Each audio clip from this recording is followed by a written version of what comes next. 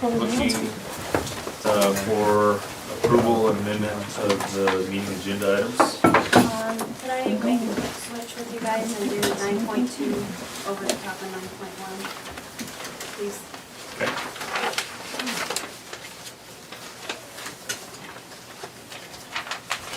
Do I need to put that amendment in there? You guys do with the changes. Okay. Changing 9 with 9 to 9. I move to approve the January 24th, 2018 meeting agenda with changes made of moving 9.2 over the top of 9.1. Do I hear a second? Second. Been moved and seconded to approve the agenda items except for change swapping out 9.2 in front of 9.1. All in favor signify by saying aye. Aye. Motion carries. Who seconded that? Sorry. Thank you. All right. Approval of minutes. I move to approve the minutes of January 10th, 2018 as presented. Second. Been moved and seconded to approve the minutes for January 10th, 2018. All in favor signify by saying aye. Aye. Motion carries. Correspondence. Actually, I do have some. Did you bring that from me? It's in the car. Okay. She had a very lovely card from Fremont School recognizing you and thanking you for Board Appreciation Month. And you look across the room here. Mrs. Warner, why don't you introduce these? Well, the Go ones, ahead. the ones over there on the wall are kindergarten, and there's our kindergartners at Fremont. Their little hands, they actually look bigger than they are when they're in yours, walking back and forth, and they want to hold your hand. And the one behind you, I can't see from this, is Mrs. Hicks. So that's a first grade class, and their message was that everybody's one of a kind, not that they weren't saying that the school boards were snowflakes. And I think most of you are out of that generation anyway. So, oh, the goose is Mrs. Hicks. So I don't know who did those, and Miss Hicks made these cute little wings for all of her kiddos to color. And then Miss Watts. they do some joint things, and they're coming to next school board meeting, so it'll be interesting to see what they're doing together as kinders and third graders, as third graders help support them. And then Union Elementary School sent you a thank you from Lake County, to the Lake County School District.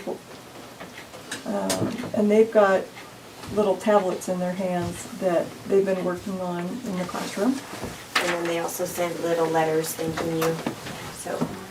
Showing you some of their nice penmanship. And the letters are from, the majority of them are from Mrs. Lesney's class. That's some good reading, better than Pisces.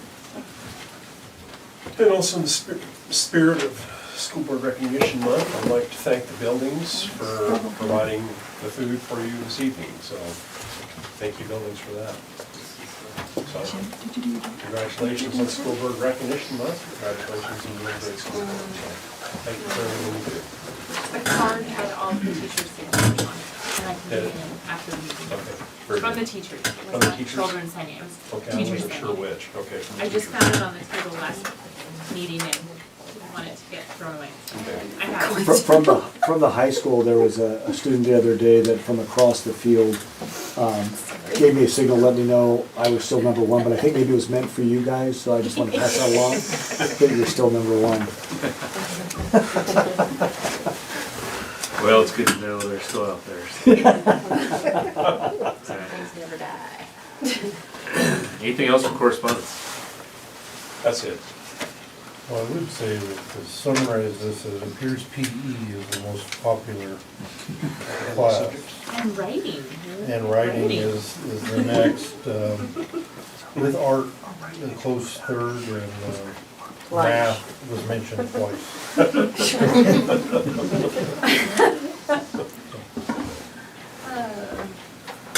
Yeah, and I know two of these that said exactly that. So.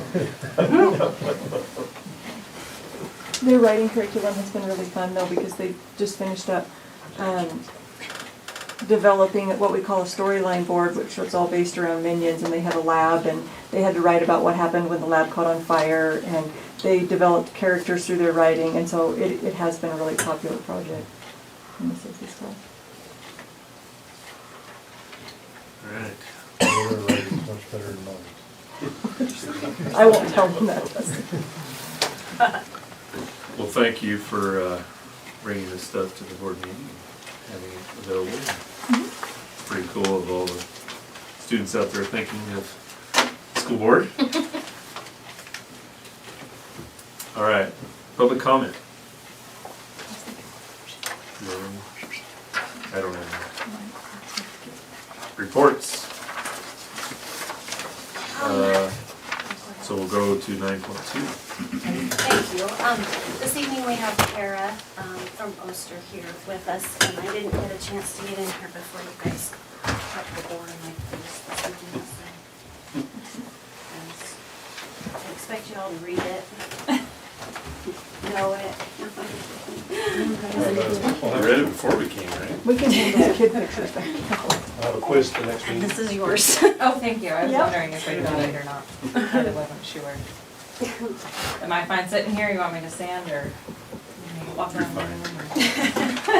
Full presentation. All right, well, I'm Kara Wilbur from Meister Professional Group. Here to present the June 30th, 2017 audit. And I'll start with the bound copy, and I have some points that I want to mention in the audit report, but if you guys have any questions as we go, just holler and answer and carry on. So I'll start on page 2 and 3. For the last several years, we have issued a qualified opinion for the school district. For the only reason being is that you have not adopted GASB 45. And again, we did that this year. It is regarding other post-employment benefits. And GASB 75 is coming, I think it's 75 is coming down the lane in the next year. I believe you have to adopt it by June 30th, 18. And we think it's gonna get rid of the 45, so you hopefully might not have a qualified opinion next year. Is that typical with school districts? No, most did, for 45, GASB 45, most did adopt it. The reason you guys didn't in the past is it costs money to do it, because you have to do an actuarial study. Of the audits we do, we only have one other entity that didn't do it, the rest did. So we do 40-some governmental audits out of our group. But other than that, everything was fine. So the qualified opinion is one step down from perfect, which is called an unmodified opinion. So, but other than the GASB 45 issue, everything else was fine. On page 5 is the management's discussion and analysis. This is a 5 to 10 page brief overview of the financial statements, and it has some reference to prior year. So if you didn't want to read anything but wanted to read a little something, this is a good few pages to kind of get a brief introduction of the financial statements and the audit, and it does explain a little bit about the funds and the different like modified accrual and cash basis of the statements too. So I won't read it to you tonight, but you can read it. All right, on page 16 and 17, these are the GASB-wide financial statements, and this is the full outlook of the district. It includes things that you don't see on a daily basis, like your capital assets, your building, your land, any debt. So you have a couple of capital leases, that's on this page 16.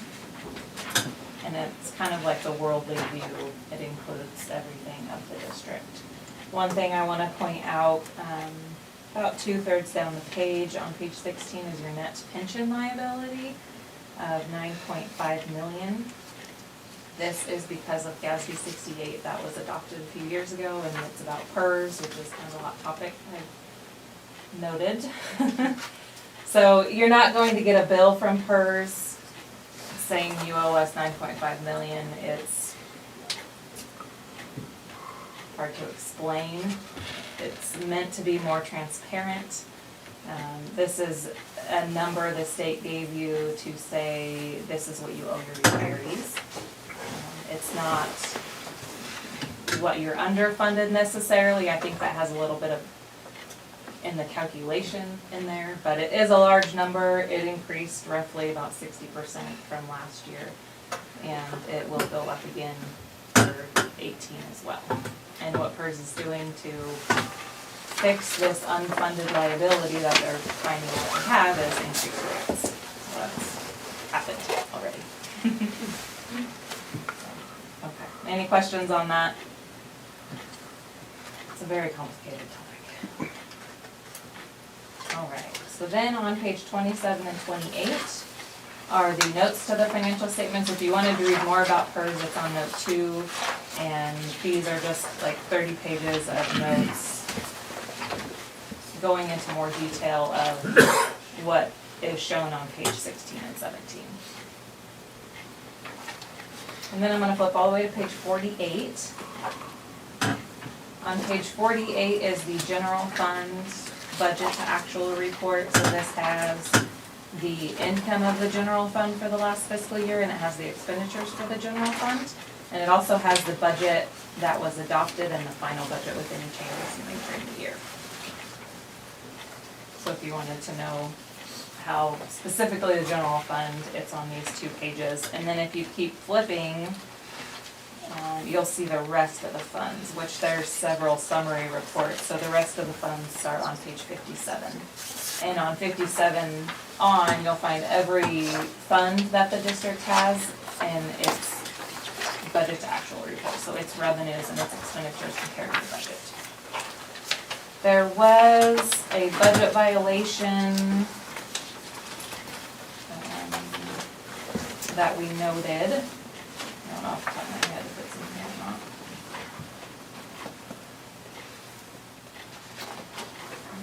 But I believe it was smaller than it was in the past, so that was an improvement. We did not have to do a single audit this year. You did not spend over $750,000 in federal money. And if you don't do that, we don't have to do a separate audit on the federal funds. So we just touched briefly on the federal funds and the state funds as well, but we didn't have to go into the big audit like we normally do. So in your CFA that has the schedule of the federal funds is on page 82. So you only spent $677,000 of federal funds, so the number to be is 750. Or not to be. Does it say what we have and what we received? Yes, revenue was $815,000.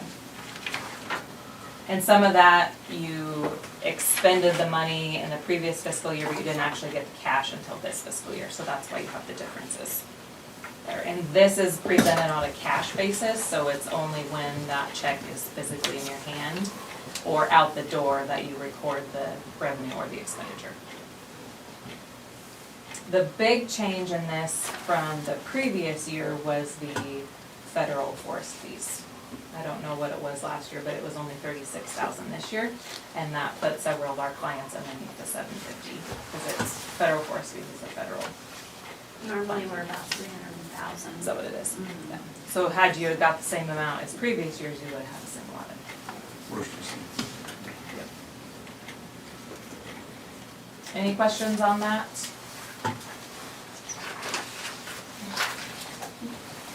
All right, just a couple things on the letters. The stapled letter just says that we have performed our audit like we said we would for our engagement. We didn't have any issues either with management, if we contacted the board, or with independents. It does mention the qualified opinion on the 3rd page, but other than that, there weren't any other significant matters, findings, or issues that we noted throughout the audit.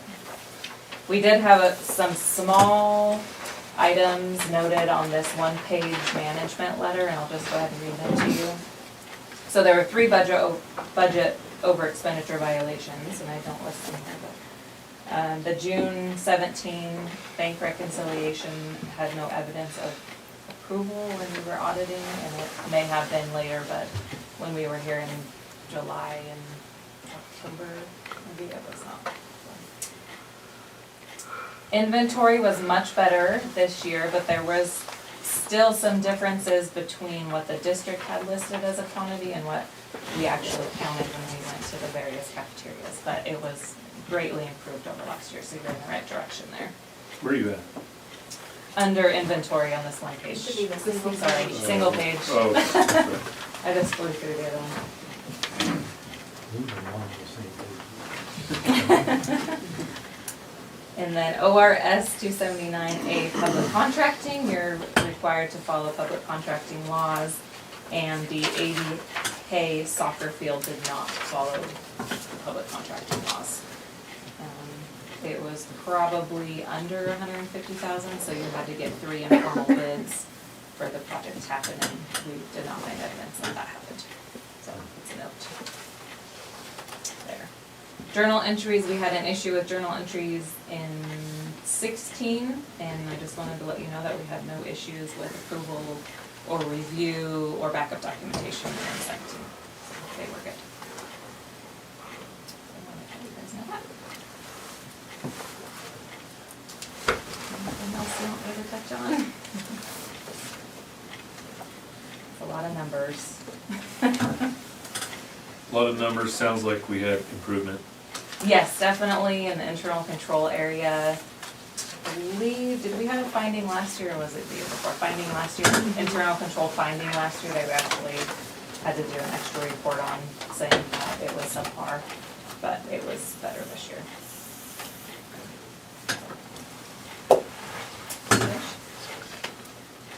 Any questions? You drive back to Burns? No, I'm actually staying with Grandma tonight. Okay. My husband and I are headed to Reno tomorrow, so it's Okay. actually perfect timing. Nice. More meetings tomorrow, but not at home. Thank you. Thank you guys, and if you have any questions, don't hesitate to call or email me at the office, and I'll answer any questions. Thank you guys. Thank you. Thanks, Kara. All right. Next is 9.1, Health and Teen Survey. So we put those on your table, you guys should have a copy of it. This was a big enough document that, the decision was that I would just come and go over, I just kinda highlighted some of this, and then as you guys take it home and read it, if you guys have any questions, just stop in and see me or give me a call and I'd be happy to go over things with you guys. So I'll just kind of tell you what page I'm on as I go. I think on page 16, I think the introduction is good to look at because one year we do the Oregon Healthy Teen Survey, and then the next year we'll just do the Student Wellness Survey. And so it's important, they complement each other, and the Department of Ed is a part of the Wellness Survey. So this year, to our students, we'll be given the Wellness Survey, but this one is the Oregon Healthy Teens. But they collect a lot of the same data, so that's important. And then it really shows that there really is a strong link between wellness and health and performance at school. When the results are used, so it's really a snapshot of time for the students when they take it. And so the Healthy Teen Survey is 8th graders and 11th graders. This year when we do the Wellness Survey, it'll be 6th, 8th, and 11th. What the survey is used for is right there on page 16, and it talks about they track youth with health risks. They look at health education curriculum, so our teachers can come back, our health teachers can look at this and see what do they need to do, or elementary teachers, what are some things that we need to do as a district. A lot of new state funding or policies are kind of wrapped around some of the results that they get through the state. They look at priorities for resources and how they're going to allocate that in different counties. So this is done, so this one is for just our school district, but there's a whole Lake County one that takes our school district and the rest of Lake County for theirs. And then on page 18, we go to our participation of grade and gender.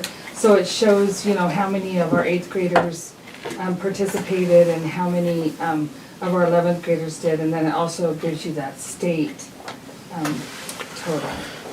So do they fill this out in a class, or what's the?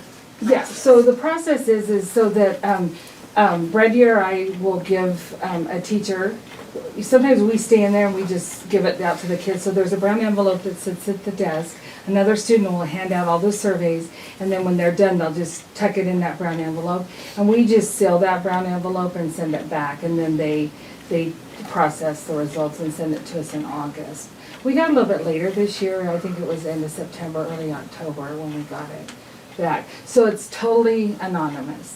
And then you'll look, I'll show you a little bit later where they look at validity and honesty. So it's a survey that'll show, and they'll re-ask the question but different ways so that they can tell if the kids are, just guessing or picking what their neighbor does or just joking around, that they can get validity. So it's a real valid report.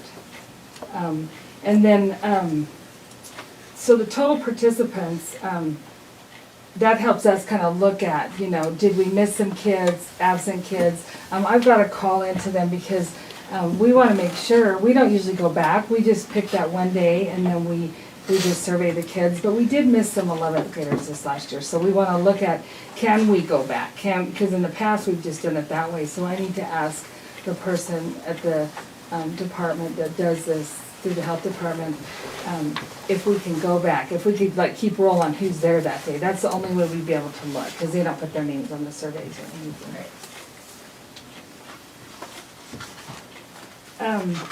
And then, so over to page 20. A lot of times, the question has come up on how are they looking at socioeconomics for our students? And our students rated themselves by answering the questions on 2.5. So, does your family own a car, truck, or van? Do you have your own bedroom by yourself? During the past 12 months, how many times did you travel away on vacation? And how many computers does your family own? So they take the way the students answered this and they look at, where they fit, low, middle, or high for socioeconomics.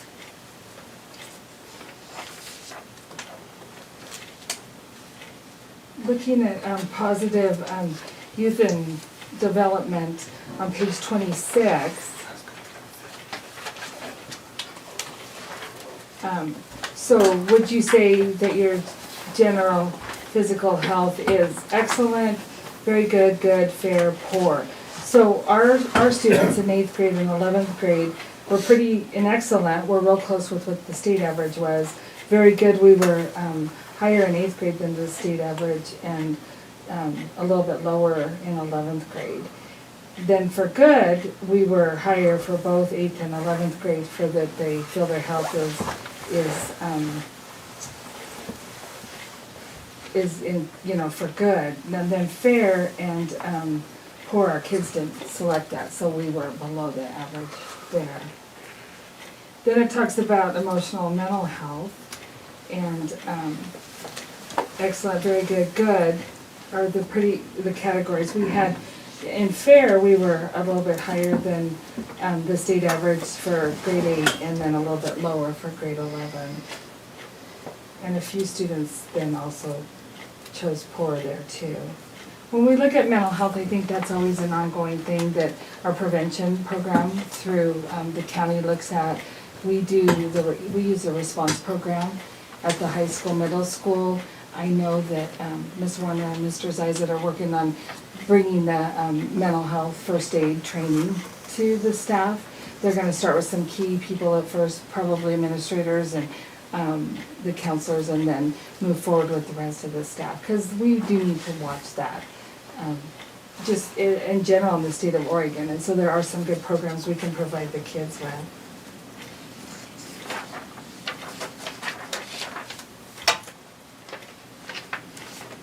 Then I'm going to jump to page 27.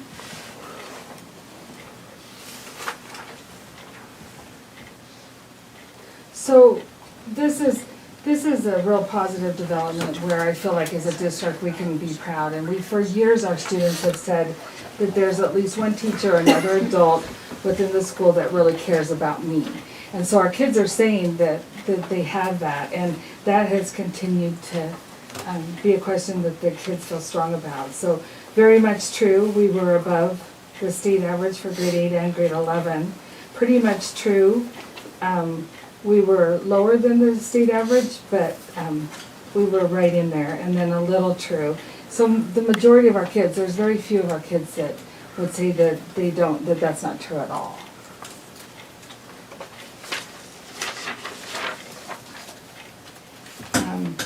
Then page 30.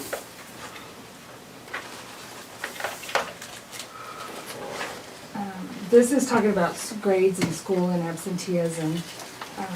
Students, so our 8th graders and our 11th graders, gosh, 40.5% of 8th graders are saying they're mostly A's, 53.3 11th graders are mostly A's. And then the B's come in at 27 and 23, and then C's. D's and F's are really low, and they're a little bit higher for 8th graders within the state, but a 5.4 for our 8th graders and 3.6 for the state. So our kids are falling in those A, B's, and C's. And I know that you guys all work really hard on that to make sure and to really work with kids and give them lots of alternatives and lots of support classes as well. And then on the, did you miss school for any reason in the last 12 months? And, you know, the students said none or 1 to 2 days. The majority was 3 to 5 days. And then did they miss for a physical health reason is the next one. And so none was lower than the state at 30.8 for 8th graders and higher than the state for 11th graders at 45.5. And then it kind of falls in that 3 to 5 days that students missed because of physical health reasons.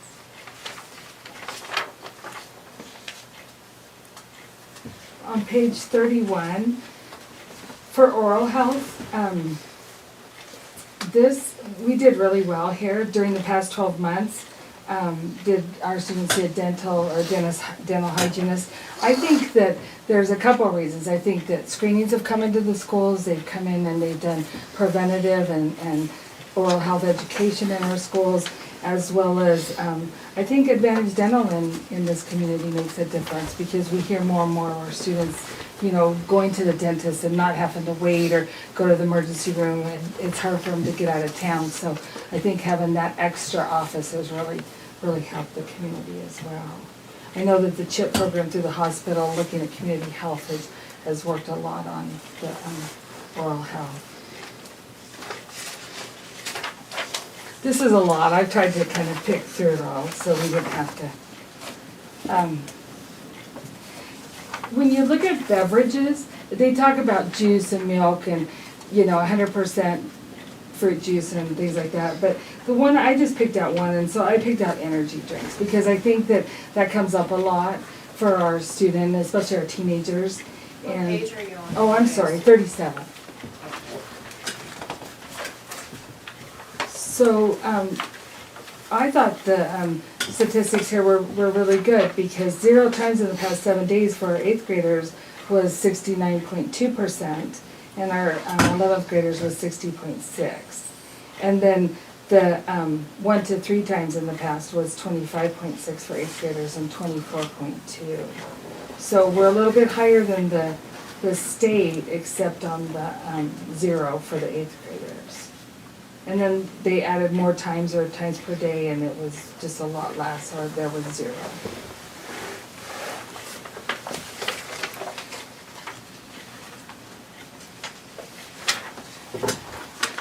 Then I'm going to jump to 47.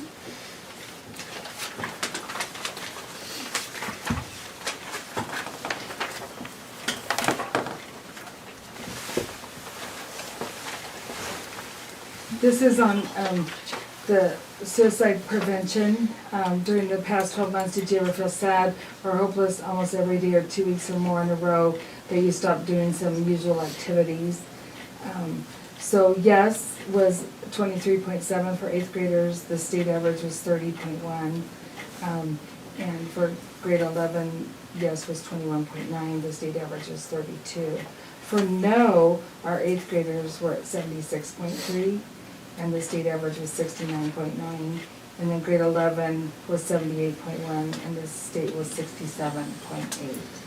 This is where prevention will take a look, and I know that mental health has already reached out, the wellness center, to see, you know, what our results were and how can they work with prevention in the schools. And so the report comes to you guys first, and then we'll send it on so that they can look at this and use it for the community.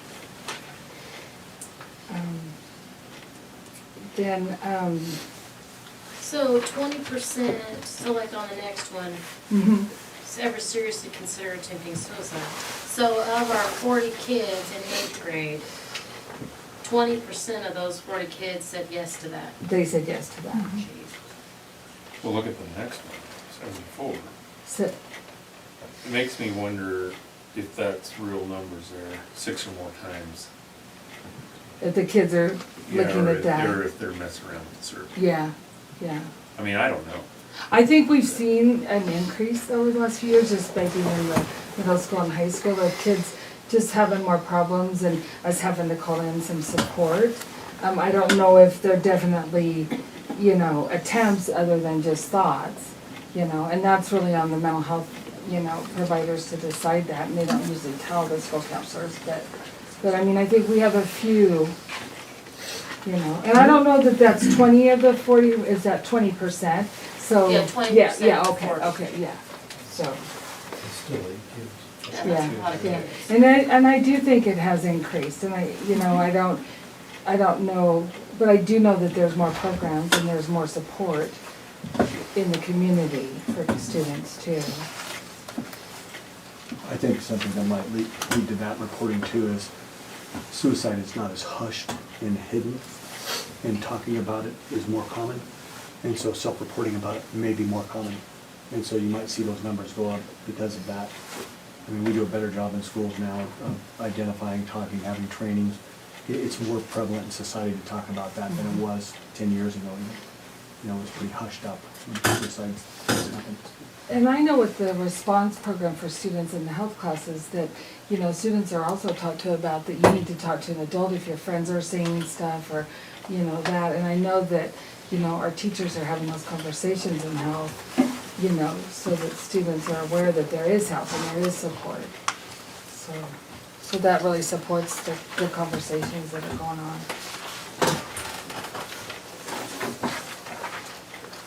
On page 49, so it says I'm gonna go to table 79. During the past 12 months, has anyone offered, sold, or given you any illegal drugs on school property? And yes, for 8th graders and 11th graders came out low, and no was right with the state average on 92.5 of our 8th graders and 87.9% of our 11th graders saying no.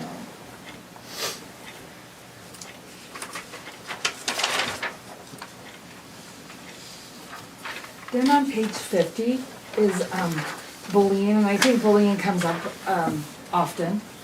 And I think the definition, I really feel the definition that they put in here is a good, strong definition. I think that that's what we're doing in our schools, is educating our kids on, you know, the difference between bullying and you know, if somebody's being mean, and then so that we can really identify that.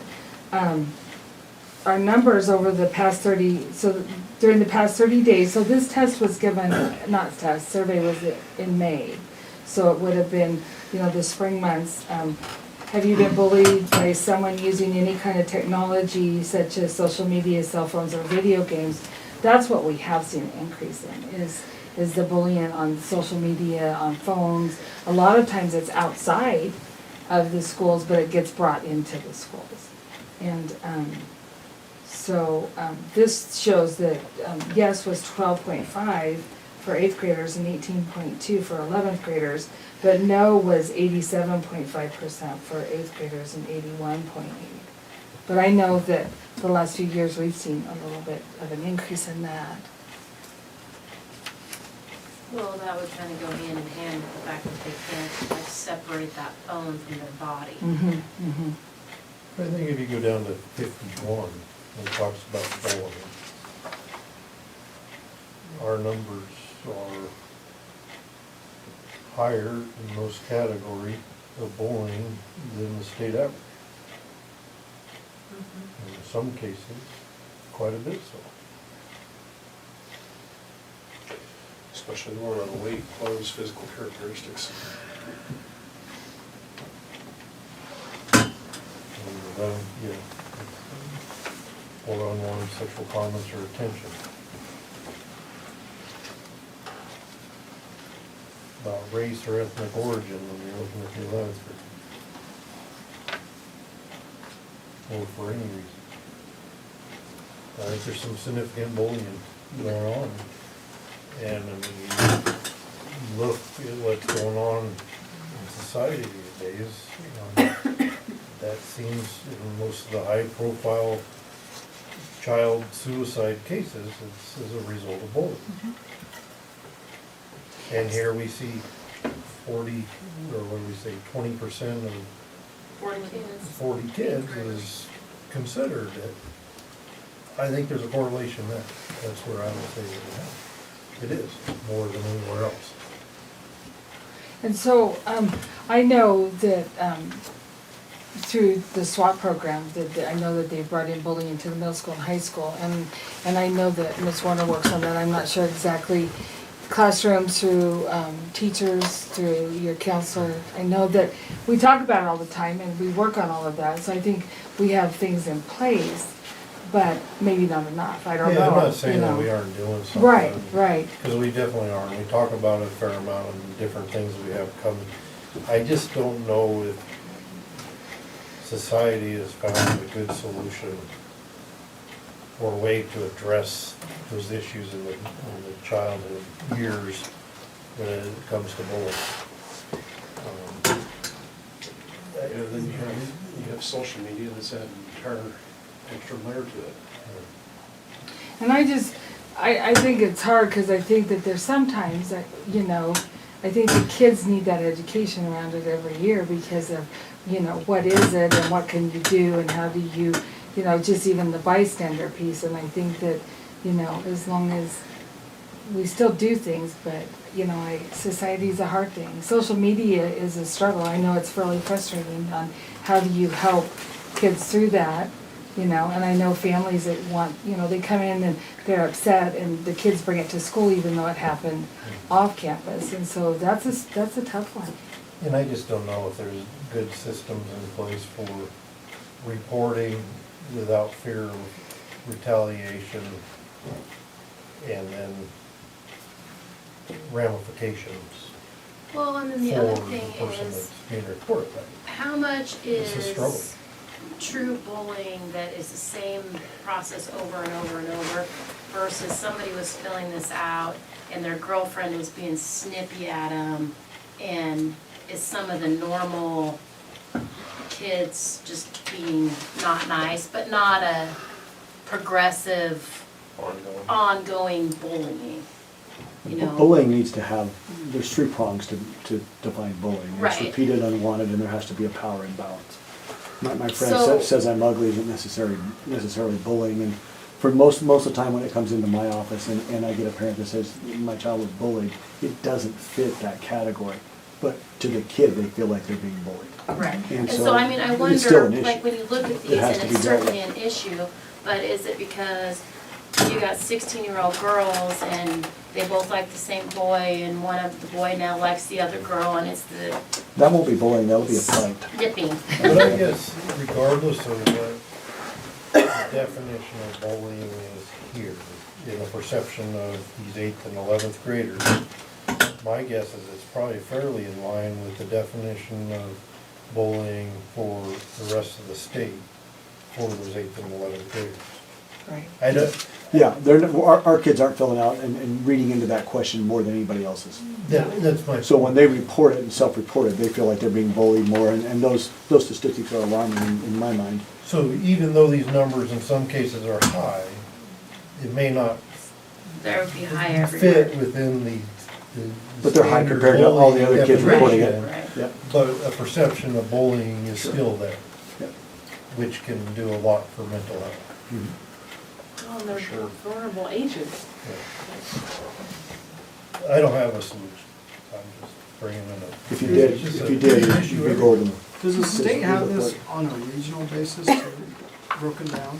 So like populations of 5,000 or less, bullying typically is higher, you know, and maybe that mid-range to less than 100,000 or 50,000, are they seeing that kind of trend? Maybe you're thinking about maybe comparable school districts. Yeah, just because Like of, Burns or yeah, John just Day. wonder what other, you know, communities of our size are experiencing relative to bullying and suicide and other, you know, hot topics that are, you know, of great concern to us. You know, I was thinking, when you just brought that up, it's a pretty valid point, because you get into a large city, you can have your clique, but your clique can be Exactly. 30 people versus 2 here, you know? Well, and also the it's demo- harder to get that separation. I think the isolation too in a small town, you know, when you feel humiliated here, you feel like the whole town is humiliated you. And I think that weighs on a child much heavier than if you're in a much bigger population and you're seeing, I mean, you go out to, you know, and been to the Sun Mountain Fun Center, you're seeing a lot of kids you don't even know. In Lakeview, when you go to Blaine, every kid you know. And if you feel like you've been shamed, that's gonna weigh on you more. And that might be a reason for that, to feel more like bullying to our kids. But regardless, I think we need to be proactive in how we deal with it. You know, even in, I've discussed with our health teachers, for instance, I think we need to develop some kind of curriculum on appropriate use of social media. We're not doing a good job in teaching our kids how to use that responsibly and properly. And a lot of what we see is social media comments, and it's really easy to push that button, send, and I'm done with it, but it's out there for everybody else to see. That's what I was gonna say, even though the larger schools may not feel like a small town with every eye on you, there's like 1,000 phones on you.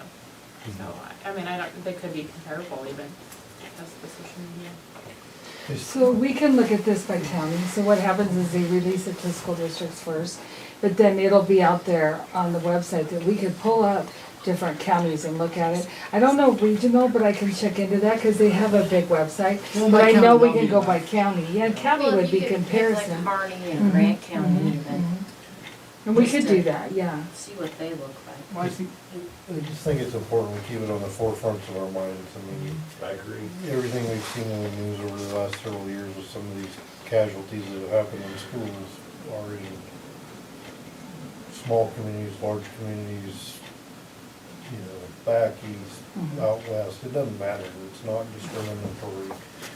And there's a one common theme through most of those, and that has bullying to do with it. Right. Same with the mental health aspect of it. I haven't seen where anybody in Oregon has found the solution, or in the nation.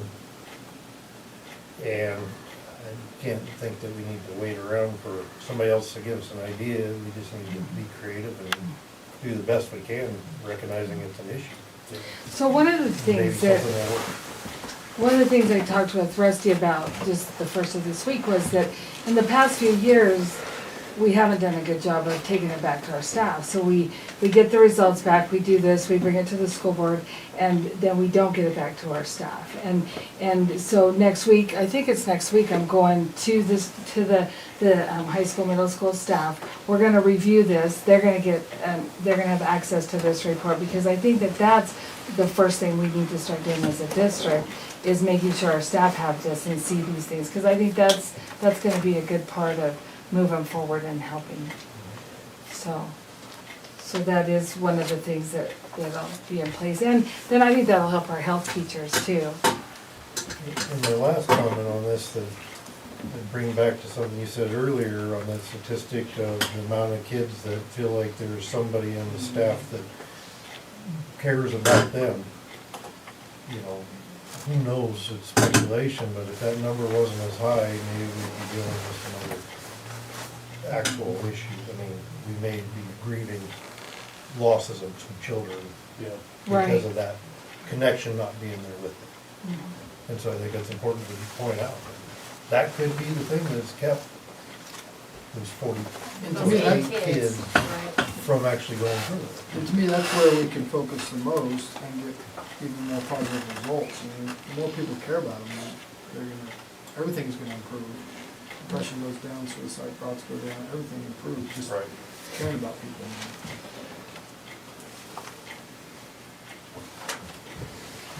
Okay, I just have a couple more things. sorry this is taking so long.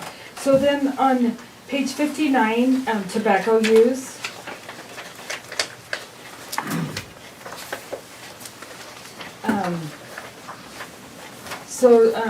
The tobacco use, so during the past 30 days, did you smoke cigarettes? And so, yes, we smoked cigarettes, 8th graders 5.3, the state average was 3.0, and grade 11 was 12.1, and the state average was 7.7. So we're higher there, but, you know, a lot of the stuff you see nationally on rural areas, you know, tobacco use, alcohol use are higher because of the rural areas, and so, but I will look up some other counties and look at that, so that we can share that as an admin team and really look at where they're at. Did not smoke, 94.7 for 8th graders, and 87.9 for 11th graders. And then, so chewing tobacco is table 104 across, just on that same page, in the last 30 days. And it talks about chewing tobacco, snuff, dip, I don't know what is, and you asked it. And so, in 0 days, grade 8 said 91.9, did not. And then grade 11 for 0 days was 93.9. So this seemed low. All of those in 30 days, our 8th graders said 5.4, and the state average was 0.1. The 11th graders came out with 0 down, you know, 3 days to 30 days, so. Now, in the past, the prevention programs kind of compared years for us, so I want to look back at the last couple years on this, because I think this has gone down for us in the county for our youth.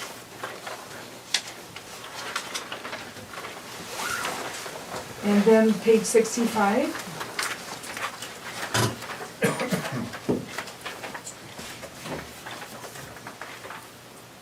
So, how old were you when you had your first drink of alcohol other than a few sips?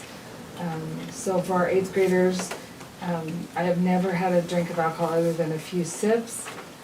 Was 56.4 for our district and 73.2 for the state.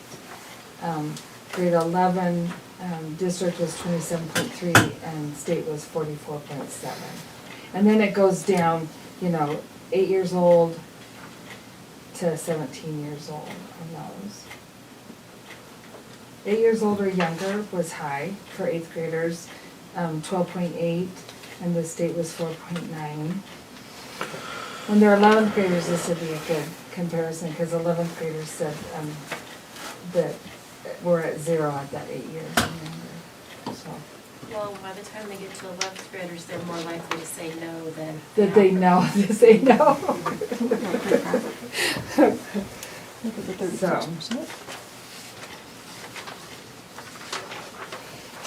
Then on page 67,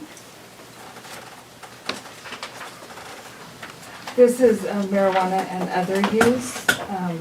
So during the past 30 days, how many days did you use marijuana or hashish? So 0 days, our grade 8 was 94.7, so that was above the state average at 93.3. And then grade 11 was 69.7, and the state average was 79.1.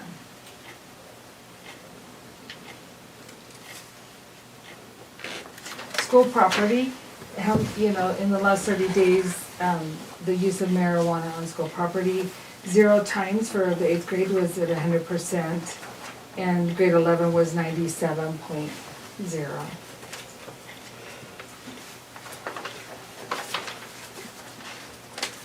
And then the last thing I wanted to go over with you guys was on 80, and it was about honesty. So how honest were you in filling out this survey? So I thought this is good. So they do ask them this question, and I was very honest. 8th graders said at 82.1% for the state. This is not our 8th graders. This is the state, and grade 11 83. So page 80. 80.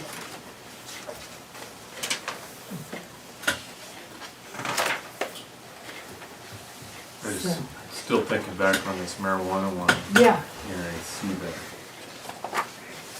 One of what, 3% or 20, over 20 days on school property? 3% of 11th graders last year, which would have been roughly 60 kids. So are we talking about the That would parking have lot? been, 6 would be 10%.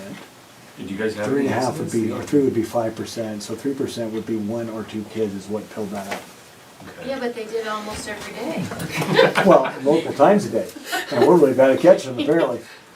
Yeah. Yeah. well, Do you maybe it ever was after suspect school. any suspicious behavior going on in the parking lot? Once in a while, yeah, yeah, once in a while. But it says school property, so the kids may interpret that as sitting there after school at night in the parking lot, in the parking lot. It could have been high school at AD Hay. Could be edibles. Yeah, I think most of this is going on down No, at after Susan's school. The alcohol use is pretty high. And alcohol use, has been high for us and then rural too, so that's kind of been an ongoing. I think page 81 is very positive on the demographics. 100% of the kids in the district and the state that took this class or test was in 8th grade and 11th grade.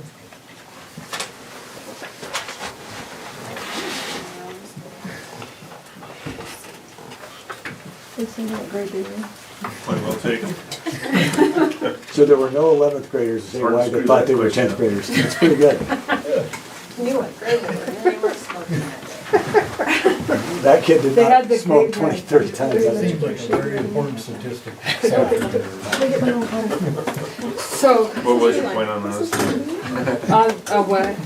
Page 81, did you have a point? Oh, I didn't have a point, it just, obviously they knew what grade they were in. Oh, okay. They bubbled right, so. And then there's this other data in here, if you guys, I just knew this was gonna take a long time just to get through that, but if you guys have questions, just please feel free to call me or stop in. Very comprehensive survey. So this survey's been going on for how long? Well, I don't know, I'd have to look that up, but this is my 16th year, I think, since I've been here. Every year? Over Yeah. 20 years. This one will be one, and then the next one is gonna be the wellness survey, so Oregon Teens every other year, and then the wellness survey, and actually, that has been mailed, and we're gonna give that to 6th, 8th, and 11th in February, so it doesn't interfere with state testing. So are we looking at this to see whether we're trending up or down? So that's what the prevention program has done for us, so she'll get this tomorrow morning, and then, will be able to give us, all those statistics, so we'll have those, we usually bring those about springtime. So we can compare, cause that's a good comparison, and I'm thankful that they do that for us, so. So what's the other language that we have besides English and Spanish that they're speaking at home? Mandarin Chinese. Mandarin Chinese. Oh. I was just curious as to, We're also supposed to get since there veteran were students. 6% of the 11th graders and little 2.5% of 8th graders.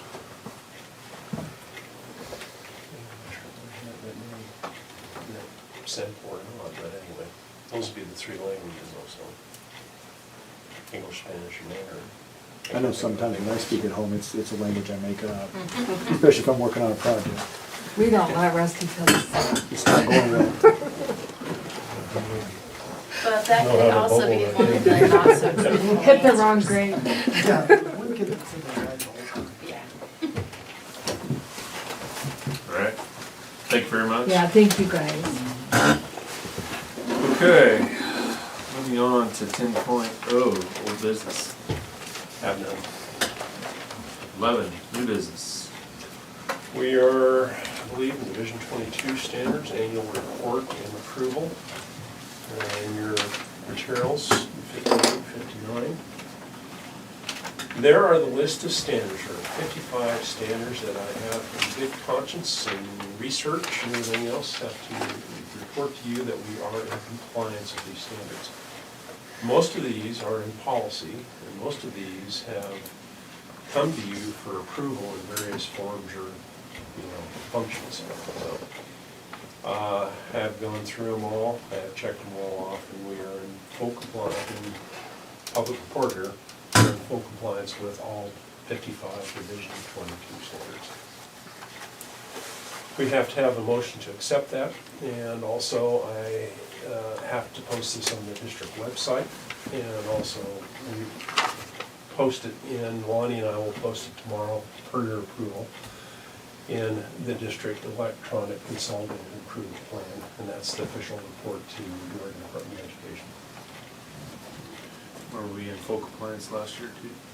We had not finished up district goals, so I marked that we were in compliance with that, but the district goals are intact We have more, from the so. result of all our work last year, so I checked off that we are in compliance with that.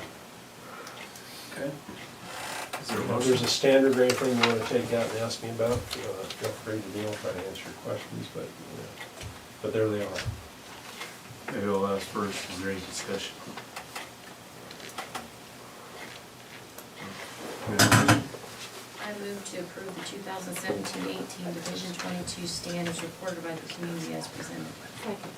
It's been moved and seconded to approve the 2017 and 18 Division 22 standards report to the community as presented. All in favor, signify by saying aye. Aye. Motion carried. Thank you, Board. 11.2. Okay, originally, at the beginning of the year, we did an agreement with KCC in regards to the WIOA program. That was just a portion of salary for the youth workforce counselor in the amount of $22,500. We found that getting supplies and paying participants through KCC was cumbersome, so I'm paying out and getting reimbursed on the back end. So this is just an agreement, and we've included it in our new supplemental budget that we approved last week. This is just a little bit more formal in regards to the youth program, to add those dollars there. And I'm just asking for approval of the amendment to the contract. All right, discussion? Motion?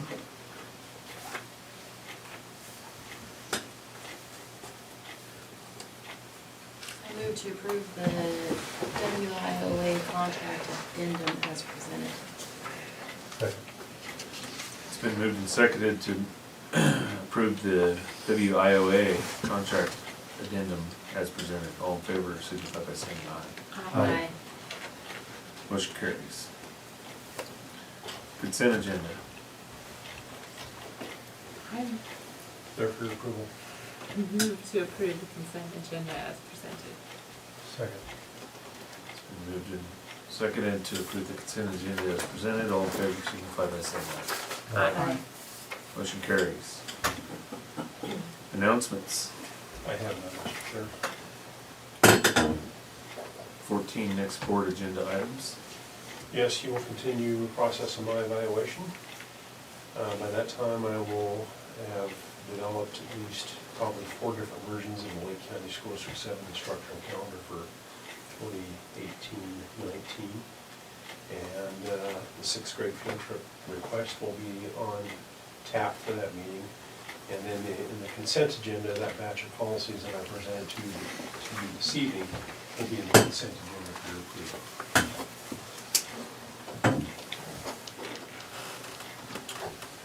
I think also too, the board, we do not want a work session next time, in case something comes up, unless we absolutely have to. Just because we're continuing on with it. We may have to talk instructional calendar for half an hour, if we can. If you can bear with me on that. Maybe just start at 5 then. I think we can probably do instructional calendar, well, I don't know. You know the time frame of my evaluation, so that's up to you. Well, we start at 5:30 today, and then maybe I'm just gonna start at 5. Maybe we'll make it. I'll tell you what, should a good idea. We appreciate it. Let's do that. Is that good? good with you guys? Okay. Anything else for the good of the order? I move that we adjourn the meeting. Thank you. Oh, wait, You're not. need a motion. You can do that. I move Before you head that out there. we adjourn the meeting. I'll second that.